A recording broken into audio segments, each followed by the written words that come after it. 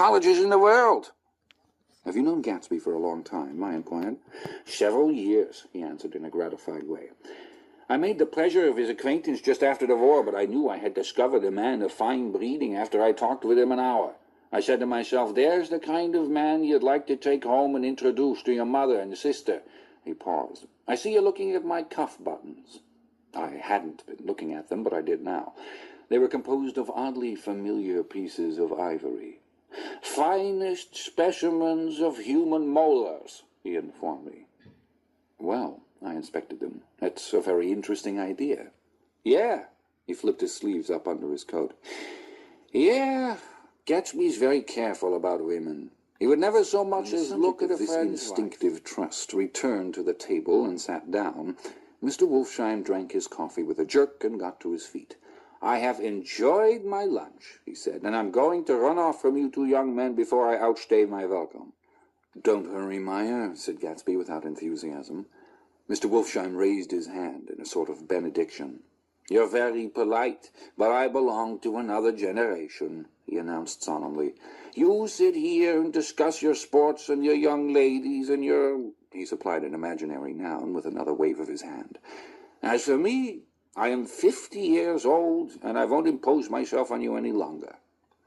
As he shook hands and turned away, his tragic nose was trembling. I wondered if I had said anything to offend him. Only wind in the trees, which blew the wires and made the lights go off and on again, as if the house had winked into the darkness. As my taxi droned away, I saw Gatsby walking toward me across his lawn. Your place looks like the World's Fair, I said. Does it? He turned his eyes toward it absently. I have been glancing into some of the rooms. Let's go to Coney Island, old sport, in my car. It's too late. Well, suppose we take a plunge in the swimming pool. I haven't made use of it all summer. I've got to go to bed. All right. He waited, looking at me with suppressed eagerness. I talked with Miss Baker, I said after a moment. I'm going to call up Daisy tomorrow and then invite her over here to tea. Oh, that's all right, he said carelessly. I don't want to put you to any trouble. What day would suit you? What day would suit you, he corrected me quickly. I don't want to put you to any trouble, you see.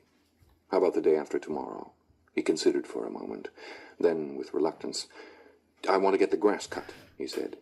We both looked at the grass. There was a sharp line where my ragged lawn ended, and the darker, well-kept expanse of his began. I suspected that he meant my grass. There's another little thing, he said uncertainly, and hesitated.